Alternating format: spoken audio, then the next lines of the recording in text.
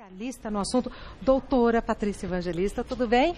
Muito prazer em te conhecê-la pessoalmente. Prazer é todo meu, parabéns pelo seu comando no programa. Muito obrigada. Eu gosto muito da maneira como você explica as coisas, que é papum, né? Perguntou, respondeu, tudo esclarecido. E num linguajar que realmente as pessoas consigam compreender, né? Não aquela coisa do direito muito rebuscada, difícil de entender. Mas é uma questão complicada da gente entender, não é, doutora Patrícia? É, porque previdência muda muito, altera muito. Quando o brasileiro consegue entender o que está acontecendo no país com a lei previdenciária, já vem uma alteração. Então, quando ele está entendendo, já muda, então aí ele já não sabe situar em qual situação ele realmente vai estar. E a insegurança de uma mudança muito grande, que pode vir agora também com a reforma da Previdência, né? Virá, né? Virá, com certeza. A gente não sabe se eles conseguirão aprovar essa reforma nesse ano, em função de ser um ano de eleição, mas virá com certeza, se não for esse ano, o próximo ano, com certeza. Tá. Bom, então vamos às perguntas que vocês aí de casa enviaram. Primeira pergunta, quem mandou foi o João. Entrei com pedido no INSS, meu benefício foi concedido. Só que 2 anos depois, recebi uma carta do próprio INSS informando que o meu benefício era irregular. Gostaria de saber se eles podem cortar o meu benefício de imediato ou eles são obrigados a me dar o direito de defesa. Eles são obrigados a dar o direito de defesa. Por quê? Porque o benefício previdenciário, a aposentadoria, ele é um ato administrativo. E como ato administrativo, ele não pode ser desconstituído a bel prazer do INSS. Uma vez que ele passou por um procedimento administrativo, teve o benefício concedido, para ser destituído, primeiro tem que se dar o direito de defesa, esgotar as fases e só depois de que, feita a defesa, não for considerada suficiente para o INSS, aí o INSS pode vir a cortar o benefício. Mas isso que aconteceu com o João é comum? É comum, é muito comum. Por mais que o sistema previdenciário hoje seja bastante informatizado, muitas coisas mudaram, quase tudo está no sistema que é alimentado através da Caixa Econômica Federal, através das informações que vêm do FGTS e da RAIS, que vem através da Delegacia Regional do Trabalho, ainda é possível ter fraudes ou problemas de irregularidade na concessão de benefícios, geralmente de vínculos mais antigos, né? Então, ainda é comum, apesar de toda a modernidade da sistematização do DataPrev, ainda existe. Tá bom. Próxima pergunta foi enviada pela Clarice. Gostaria de saber se é verdade que existe um setor no INSS para apuração de irregularidade de benefício, que você acabou de falar. Existe sim, mas existe um setor específico, né? O INSS criou um setor chamado MOB, Monitoramento Operacional de Benefícios. MOB? MOB. E aí esse setor é que consegue iniciar todas as fraudes existentes no INSS. Que são muitas. São muitas. Vamos pegar um exemplo, o seguinte, vamos supor que um contador falsificou carteiras de trabalho de várias pessoas, para várias pessoas da mesma empresa, com a falsificação com aquela mesma empresa.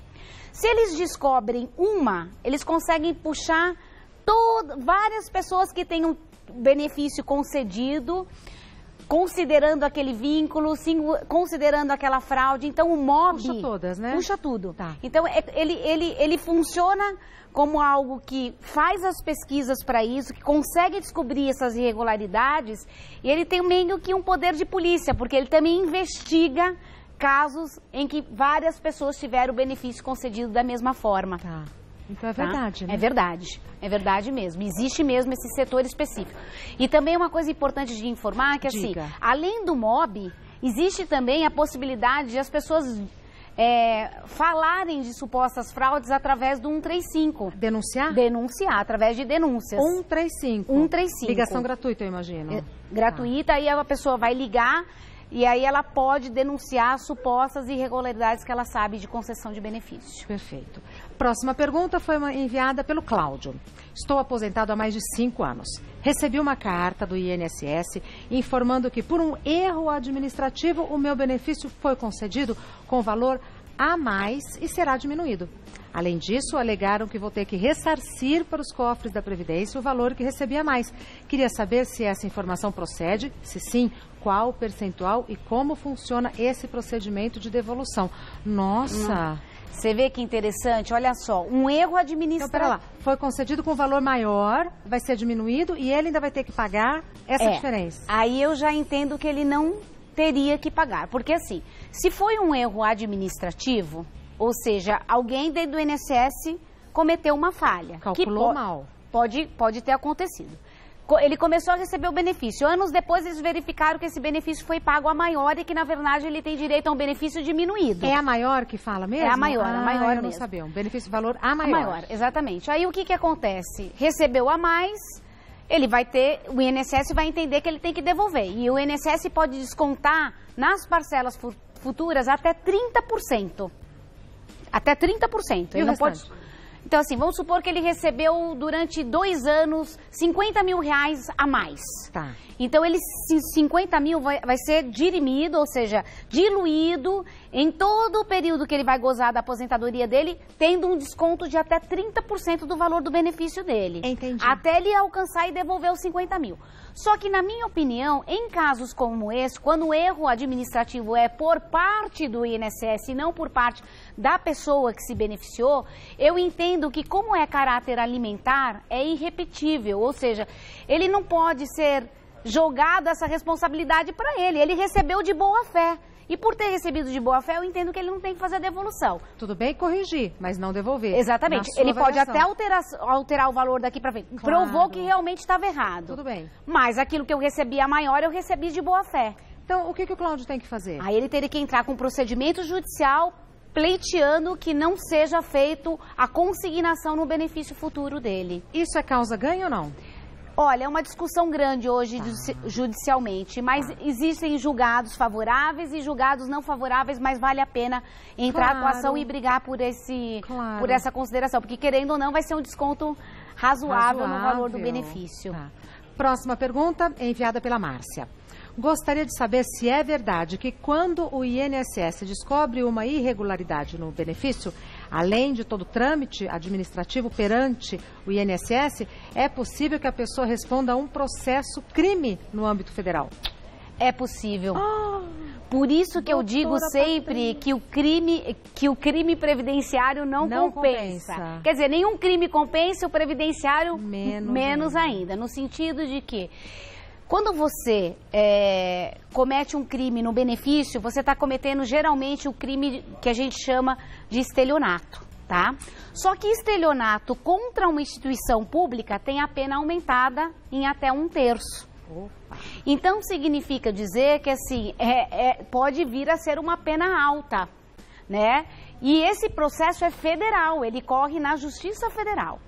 Então assim, eu sempre digo, antes de você dar entrada no seu benefício, antes de você dar entrada com alguém, dar seus documentos com alguém, tenha certeza que seja uma pessoa idônea, que tenha um lugar fixo de atendimento, que realmente, olha, se a pessoa não tem nenhum procedimento, nenhum antecedente esquisito, porque você pode estar entrando numa fria, né?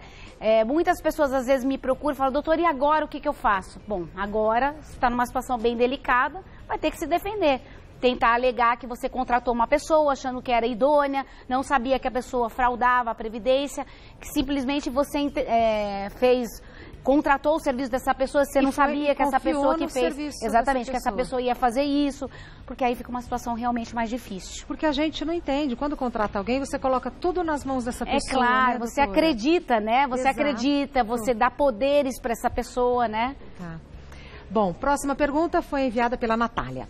Gostaria de saber se, caso eu tenha que devolver valores recebidos a títulos de irregularidade de um benefício futuro, é verdade que o percentual que o INSS desconta equivale a 30%? Pode ser até 30%, não necessariamente 30%. Ele pode ser descontado de 10% a 30%. Então, o percentual mínimo é 10% e o percentual máximo é 30%. E como se chega a esse valor? Na verdade, o que determina esse valor? O INSS sempre vai cobrar os 30%, né? Mas judicialmente falando, se for por uma decisão judicial, o juiz pode entender o seguinte, olha, eu vou descontar 10% porque tirando 30% dos seus proveitos pode fazer uma grande diferença na sua subsistência. Claro. Então você pode pedir a diminuição desse percentual em em juízo. Pleitear, né? Pleitear, em juízo. Próxima pergunta enviada pela Carla. Me aposentei através do serviço de um despachante que se passava por contador. Tempos depois, descobri que, sem a minha anuência, esse suposto contador falsificou um vínculo empregatício na minha carteira. Ocorre que, tirando esse vínculo, eu trabalhei em condições especiais em uma metalúrgica. E com esse período especial, daria o tempo que foi falsificado no vínculo. Eu posso consertar a minha aposentadoria? Nossa, que pergunta interessante da Carla. Por quê? Vamos lá. Realmente o benefício dela foi concedido partindo da premissa que realmente o vínculo era falso, que não era devido à aposentadoria, realmente ela pode ter o benefício cortado. Porém, judicialmente, se ela juntar os documentos da especialidade do trabalho que ela prestou, ela ganha 20% a mais de tempo. E aí, com isso, ela aumenta o tempo de contribuição dela. O que ela pode pedir? A convalidação, que é o quê? Tirar aquilo que era ruim, que era o vínculo falso, e convalidar pelo aquele período especial que ela trabalhou, que ela tem direito ao acréscimo. Como se uma coisa compensasse a outra. Uma coisa compensasse a outra. Aí eu convalido, eu torno aquela coisa que era irregular, eu torno ela válida. E aí eu provo que como o período que ela trabalhou na metalúrgica era anterior, ela poderia ter o mesmo direito mantido daquela data que ela teve o benefício concedido. Então a situação dela tem aí uma Ainda solução. tem um meio de poder realmente tornar esse benefício regular de novo. Perfeito. Nada como falar com quem entende, né? Eu já estava achando aqui um problema insolúvel, doutora Patrícia. Próxima pergunta foi enviada pela Maria de Lourdes. Recebi meu benefício através de procedimento administrativo no INSS direitinho. Só que anos depois, recebi um comunicado informando que houve erro administrativo, ou seja, o próprio funcionário do INSS que concedeu o benefício errou, não sendo culpa minha. Mesmo nesse caso, eu sou obrigada a devolver os valores recebidos indevidamente? Então, é bem parecido com aquela situação que a gente falou agora mesmo. Então, o que acontece? Em casos como esse, quando for erro administrativo, eu tenho como ideal, no âmbito judiciário, que a pessoa tem que brigar para não devolver. Porque ela recebeu de boa fé. Ela foi lá, entregou a documentação, deu entrada, conceder o benefício. Tá. Se o erro ocorrido foi não de informação dela, foi em função do próprio INSS, erro da própria pessoa que concedeu ou que analisou o procedimento, ela não pode ser culpada. Exato. Né? Porque quando vem o benefício concedido pra gente, a gente parte da premissa que ele está certo, se ele foi concedido pela própria instituição pública. Então, eu entendo que ela não tem que fazer devolução de valores. Caso eles passem a fazer o desconto, eu aconselho que ela entre com uma ação perante o Poder Judiciário, na esfera federal, solicitando não ter que pagar esses valores e não ter esses valores consignados futuramente no seu benefício. É comum acontecer É isso? muito comum. Muito? Ainda muito comum.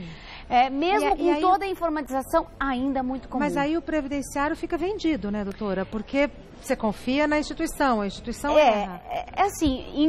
Não é também um número tão expressivo mais. Mas é comum. Já foi, mas é comum. Né? Então, por isso que diante dessas situações é que a gente tem que estar explicando para as pessoas, porque às vezes a pessoa recebe uma cartinha de suposta irregularidade, porque o INSS não pode falar que é irregular. Ele tem que dizer que tem uma suposta irregularidade, dá o direito de defesa, porque uma coisa importante para as pessoas entenderem é assim, você tem o direito de se defender, de apresentar documentação. Vamos supor o seguinte, eu concedi um benefício, eles estão em dúvida se aquele vínculo era verdadeiro ou falso, se eu apresentar documentos, juntar e demonstrar regularidade, meu benefício vai ser mantido. Então não é também uma coisa assim tão horrorosa que você não possa se defender, entendeu? Então existe todo um procedimento administrativo para apuração disso, você pode se defender sim, juntar todos os elementos que você tenha, documentos e tentar provar a regularidade. Nada como falar com quem entende, né? O que a gente acha que é um bicho de 7 cabeças, aí vem ela, dá uma aula e responde tudo pra gente. Conversei com a Patrícia Evangelista, que é advogada especialista em Previdência. O e-mail dela é sosprevidenciario@uol.com.br. Olha, não sabia de um monte de coisa, aprendi, mas eu tenho ainda várias dúvidas. Gostaria que voltasse, por favor. Vou voltar sempre que for convidada. Foi um prazer participar desse programa e parabéns por esse serviço público que é prestado aqui, tá bom? Parabéns, você bom final de tarde. Obrigada pra você também. Com certeza. Muito obrigada, viu? Obrigada.